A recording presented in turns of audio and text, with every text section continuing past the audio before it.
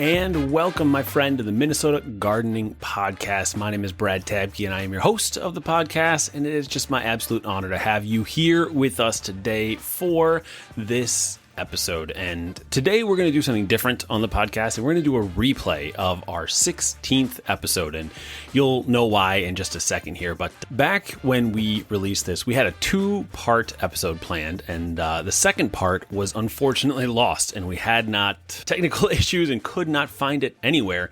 And lo and behold, just recently we found the second episode and found the data for it. So I'm really, really happy to give you this first episode of a 2-part episode with the incomparable, amazing, extraordinary professor at the University of Delaware, Doug Tallamy. And so Doug Tallamy is a hero of mine. He has helped me learn about native landscaping and making sure that we are working really hard to preserve our local ecosystems and just really cool stuff like that. So this episode, 2 episodes, was an absolute honor of mine to talk with Doug Tallamy. And so I'll come back at the end and give you some more information about a couple things here specifically to Minnesota that we can talk about. But here is our episode, our first episode with Professor Doug Tallamy. All right, today for this episode of the Minnesota Gardening Podcast, I am beyond honored and pleased to have such a wonderful guest with us here today. We have Professor Doug Tallamy, is a professor in the Department of Entomology and Wildlife Ecology at the University of Delaware, where he's authored 104 research publications and taught insect-related courses for 40 years. And chief among his research goals is to better understand the many ways insects interact with plants and how such interactions determine the diversity of animal communities. And he's written a bunch of just wonderful books that everyone should read. So Doug Tallamy, thank you so much for being with us here today. Well, it is a pleasure. So you are I want to tell a quick story here before we get going. And I have a horticulture and a farming background from Northwest Iowa, and have always had some sort of concern and just a little twitch in my brain as to how we do things. And I've been planting native plants for a long time. I've been planting and doing things, but have never been able to put the whole pieces together to assemble the entire puzzle. And it wasn't until I started following you and Rick Dark and reading books and getting further Rebecca McMacken and just different folks like that who are really working on ecology and getting the entire system put together. And I was listening to a podcast the other day where the guest on the podcast had read a book in his teens, and he told the podcast interviewer that book changed his brain chemistry. And it was nothing but a compliment. And I realized that that's what your writings and things did to me, is it changed my brain chemistry and allowed me to put everything together to really understand, and things that were right in front of my nose, but understand how the whole ecosystem pieces work together. And I just want to first thank you so much for helping me and so many people assemble the puzzles and putting those things together. And can you talk a little bit, just give a quick primer as to what the ecological landscape and how this whole system fits together from your perspective? Well, that's a big question. You know, plants capture the energy from the sun and they turn it into food. If they don't pass it on, if the food remains in the plant, in other words, if nothing eats that plant, then you don't have a food web. You don't have a functional ecosystem. You won't have any animals. So plants are decorations. Yes, they're pretty, but they have to pass the food on if we're going to have functional ecosystems. So in the past, we humans decorated our landscapes strictly from an aesthetic perspective. And I understand that. We had this idea that nature is happy out there someplace. And it used to be. But there's very little nature left in most places these days, which means the plants we put in our human-dominated landscapes have to assume the responsibility that the native plants in our natural areas did when they were large and healthy. So that means when we choose plants for our landscapes, we have to choose plants that are going to be willing to pass on some of that energy so that we have things like caterpillars, which enable birds to reproduce, so that you have all the animals that actually run the ecosystems. And the reason we have to do that is they're our life support system. We cannot have ecosystem failure every place we have humans, because that's a dead earth right there. And we're headed in that direction. So that kind of lays the landscape out. This is why native plants are important. They pass on their energy much better than non-native plants. why insects are important, why news about global insect decline is extremely disturbing, because they are the little things that run the world. And we're seeing that in resulting other statistics, like we've lost 3 billion birds in the last 50 years, and the UN says we're going to lose 1 million species in the next 20 years. None of these things are options. We've got to turn this around. So this becomes an urgent cause, really, for our own good, not just to save nature because we like nature, but because we need it. So I want to take and just assume that our listeners are on board with the understanding that we're in a crisis and that we need to take action steps right now. The podcast will be separated into 2 different episodes. We'll have one if you're listening currently in late winter of 22, and then we'll have a second one that will come out in summer of 22. And in that second one, we're going to take a deep dive into the minutiae and the what people really need to know about those insect, plant, bird relationships and the ecology of everything that's going on there. But for this first episode, I would really like to talk about what you just mentioned there about taking action and moving forward with things. So if we take a scenario of a home we'll use here, I'm in Shakopee, Minnesota. So if you take a home in Shakopee, Minnesota, that's a quarter or a third of an acre, and let's talk about specific things and small steps that people can take and how that can be important. So what is one of the first things you think that homeowners and people with access to land should be doing on their land to help with the ecology and save the insects and birds? Okay, well, there's 4 things that every landscape has to accomplish ecologically if we're going to turn this around. Nobody gets a pass on this. And one of them is to support a complex community of pollinators. We need pollinators everywhere, not just next to agriculture, because they're pollinating 90% of our flowering plants and 80% of all plants. So your landscape has to make pollinators. Your landscape has to sequester carbon. It's got to pull carbon dioxide out of the atmosphere, lock it up in plant tissues, have those plants pump it into the ground. That's how we're going to address climate change right there. So we're going to support pollinators. We're going to sequester carbon. We're going to manage the watershed. Everybody lives in a watershed. Everybody. And again, nobody has the ethical right to destroy that watershed by the way they manage their land. And of course, plants are what's managing our watershed.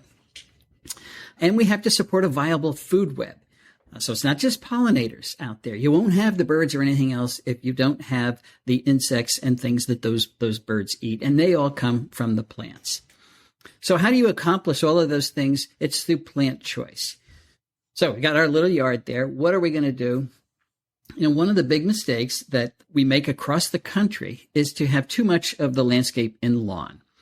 We've got over 40 million acres of lawn. That's a dead ecological landscape, particularly the way we treat it. So if you have the option of reducing the area you have in lawn, that would be great. How do you do that?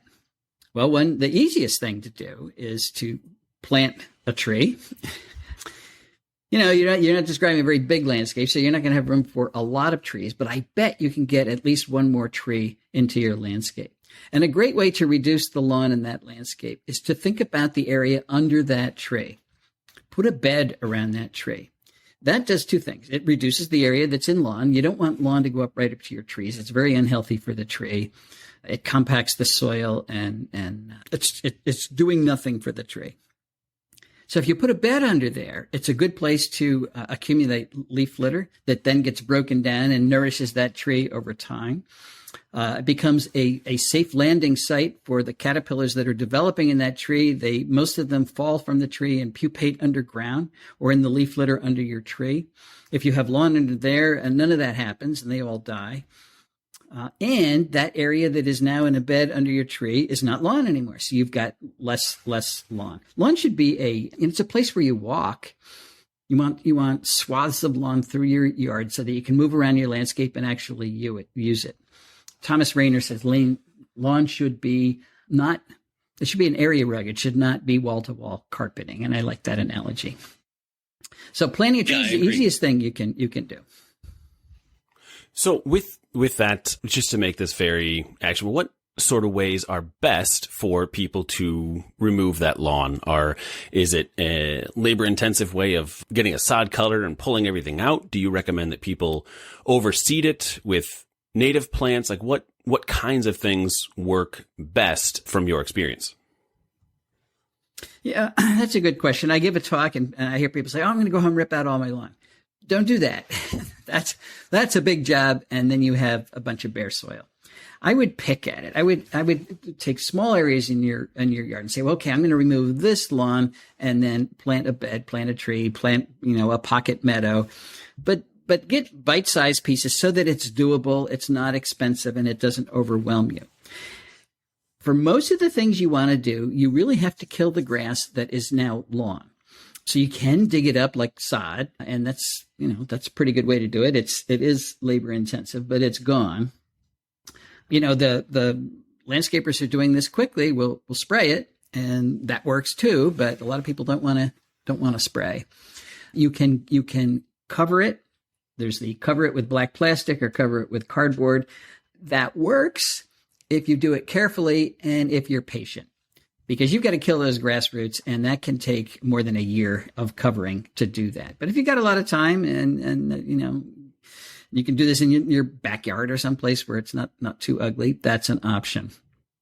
Overseeding in grass is not a good choice because the grass outcompetes most of those tiny little seeds. If you're planting a little pocket prairie or something and you're trying to get those native plants going, they come up as tiny little things, and they just won't do it in sod. You're going to have to get rid of that grass first. You can put in plugs. They're much more competitive, and that will get your plants going much faster. But you really do want to get rid of the grass in one of those methods that I talked about first, because competition in the early stages of putting in native plants is a serious problem. So that's perfect. I really appreciate that very concrete action step as to what people need to do. And so once you get that grass out of there, what are the qualifications and what kinds of plants should people put back in its place? That is site dependent, and it's owner dependent. What do you want it to look like? What do you want it to accomplish? Think of those 4 things I talk about. Who's going to sequester most of the carbon? It's going to be trees, although prairie plantings sequester much more carbon than people think because they get very deep root systems. It depends on the soil that you have. Are you in acidic soil, basic soil, deep prairie soils? Are you on a rocky slope? And all of those things will dictate what plants you're gonna choose. If you're talking about the front yard, you've got to consider cues for care. We're not trying to buck the culture to the point where everybody hates us. We would like to get more functional plants into the landscape in a way where it fits right in with the culture and nobody even notices it. We'll call it guerrilla landscaping. So this is why the lawn that you keep should be manicured, should be mowed regularly. That's a cue for care. It shows that you are with the program. You understand that the way your property looks. People always worry about property values. We're not going to make ugly properties here. We're just going to have more plants in them. I've lost my train of thought. I don't know where I'm going with that. No, that was absolutely perfect. And so with that of having lawn and framing the native plants with lawn around the edges so that people, those cues and continuing to know there. And then with deciding what plants and what types of plants to put back in, let's drill down a little bit more on the definition of native for a specific region. Here in Minnesota, we have multiple biomes. We have prairie biome, we have pine forest of the north, and those kinds of things. How do you know what is a good way to find what native plants are to your specific location? Yeah, another good question. My definition of a native plant is one that has an evolutionary history with the plants and animals around it. So it's been part of this general community, part of the ecoregion, the biome in which you live, for evolutionary time periods. That's long time periods. It's not just the last 50 years or so.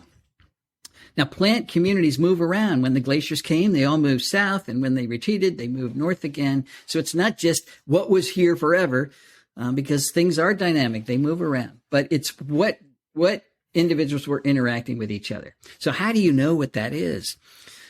Well, if you're talking about a particular plant, you can look at its natural distribution.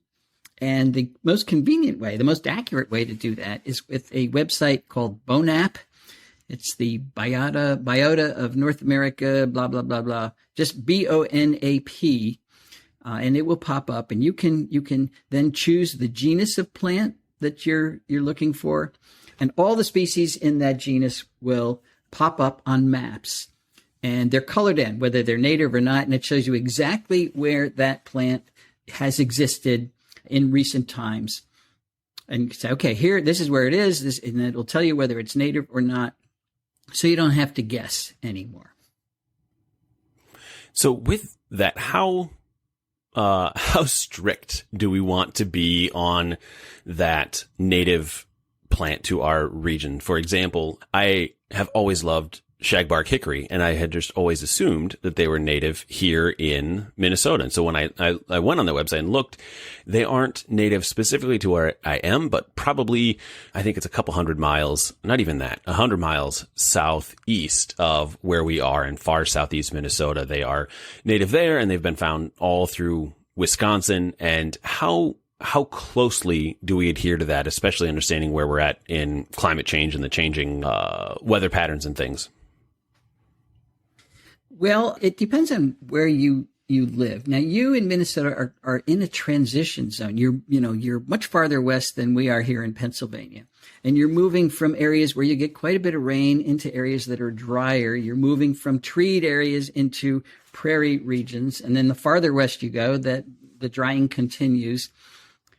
So you have to be a little stricter. If you move too far away from the normal distribution of hickories, you might be moving out of the rain zone that they can actually survive in.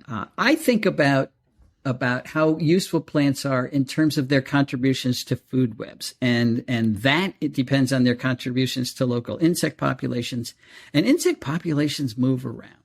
So if you planted a hickory and it was 100 miles from any other hickory, it might be a while before hickory insects actually found it. And if it's the only tree, they probably never would. But if other people are planting it, the populations will follow it. And we've seen this a number of times. People planted black locust way outside of its range because it was a great fence tree. Pipe vine, it's a plant of the Appalachian Mountains, but it's now an ornamental plant. And the pipe vine swallowtail has followed those ornamental plantings all the way to the Atlantic Ocean.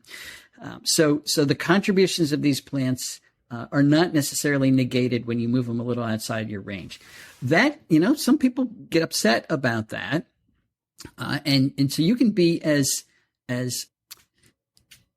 conservative as you want in terms of your plant choice. I know people in Long Island that won't, if a plant is not within 40 miles of where they live, they won't use it because they're worried about polluting the gene pool. Studies have shown that really doesn't happen. Your little planting is not going to pollute the gene pool.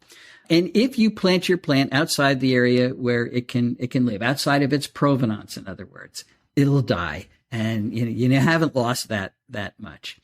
So I'm a little bit looser on plant choice like that than some people are. But if you take blue spruce from the Colorado Rockies and you plant it in Delaware, it's pretty obvious. It's outside of its ecoregion. It will grow just fine, but it acts like a non-native plant and doesn't contribute very much at all.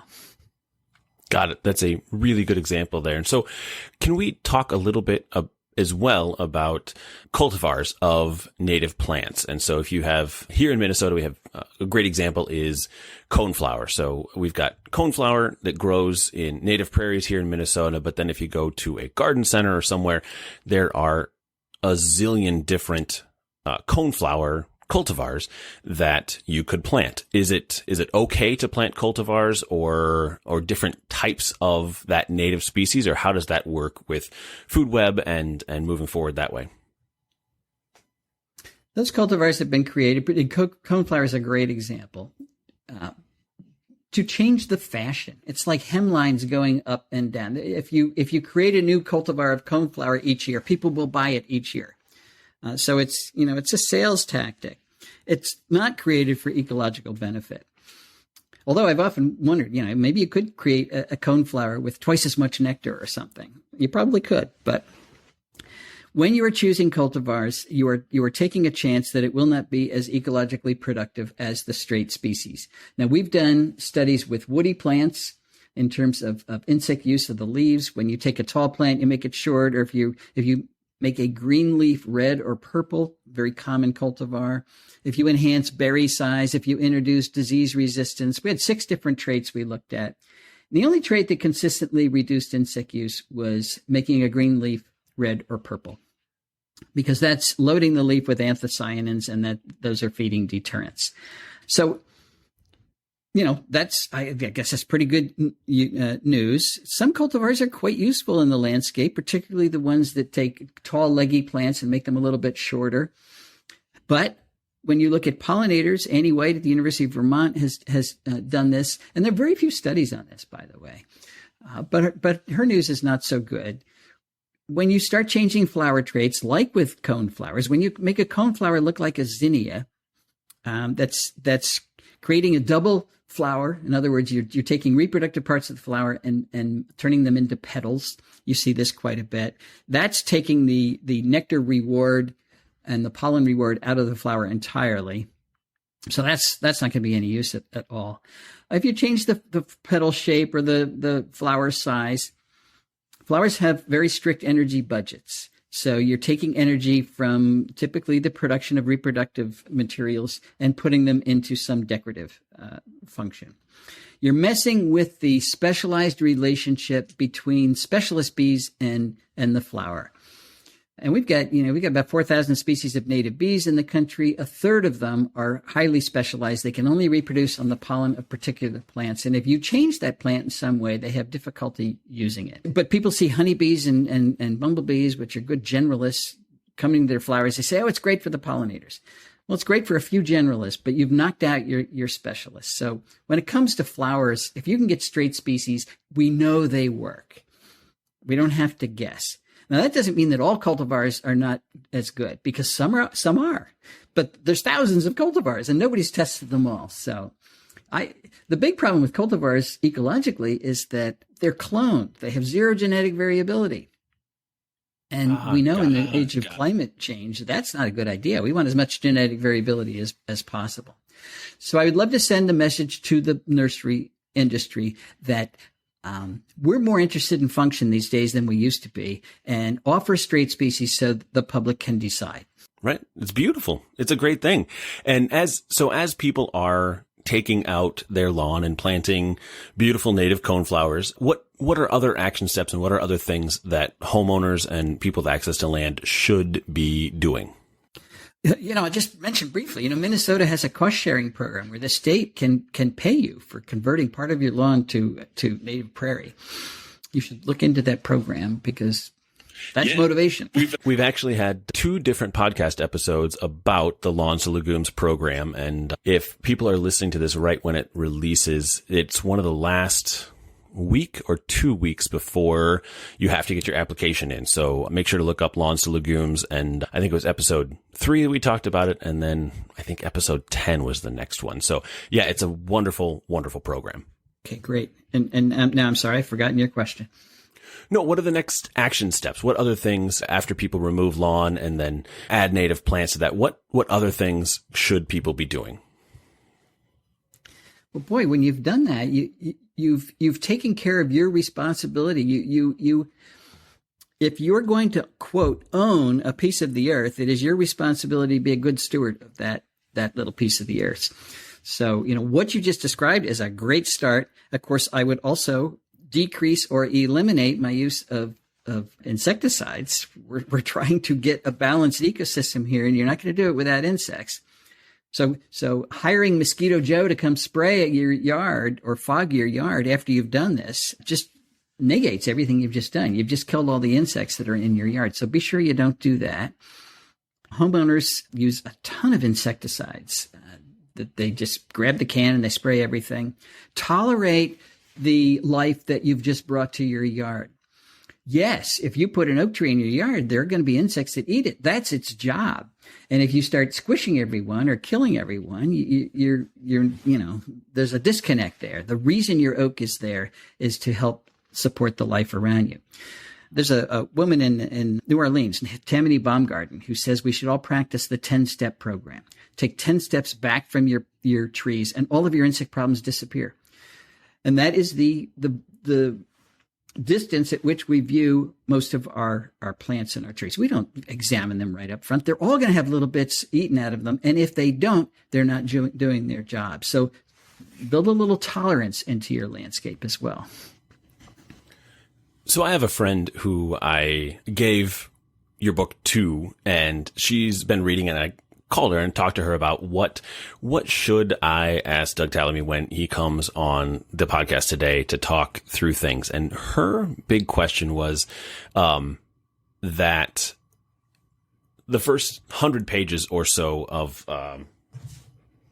I had to look, couldn't remember if it was Nature's Best Hope or Bringing Nature Home, but Nature's Best Hope it's a little dour. It's not necessarily a pick me up kind of book explaining and setting up where things aren't going well. How do you project hope, and how do you help people understand that they're taking care of their lawn and their landscape? And I love when you just said earlier that no one has the ethical right to mismanage the watershed and that kind of thing. How do you project hope, and how do you tell people that this is something you can do and we can all do this together? Well, I talk a little bit about the history. That was the dour part of the book. Our culture has assumed that humans and nature cannot coexist, and we've built everything around that assumption. And when there weren't that many humans around and there was a lot of nature, it worked. But now that's just reversed. There's humans everywhere. And if we continue with this exclusionary approach to nature, where, humans are here and nature is someplace else, in most places, there aren't very many someplace else's. That's not necessarily true in northern Minnesota, but we've eliminated nature from human-dominated landscapes. We've got parks and we've got preserves, and we're in the 6th grade extinction. So those parks and preserves are not working. They're not big enough, and they're too small, and they're too isolated. So my message to people is that we've got to do conservation on private property. Most of the country is privately owned. It's owned by people. And they all have a responsibility to at least be good stewards of the land they own. It's not a big ask. It's just a basic responsibility. We do conservation, but we've turned it over to a few specialists, a few ecologists, a few conservation biologists, and everybody else seems to have a green light to wreck the planet. That is hurting us. It's hurting you. It's hurting me. So I'm really asking you to be a little bit more selfish and take care of yourself. This is our nest. We're fouling it. We don't foul our houses. We clean them up. This is our house. We've got to clean it up. So the big thing I found is people don't push back against that. They just didn't know it. They didn't realize that we're in the 6th grade extinction. They didn't realize that nature is supporting us. And, it's interesting. We like it, but if it disappears, that's okay too. So when you find out that, no, it's not okay, most people seem to be very much on board. And that's why I say, you are nature's best hope.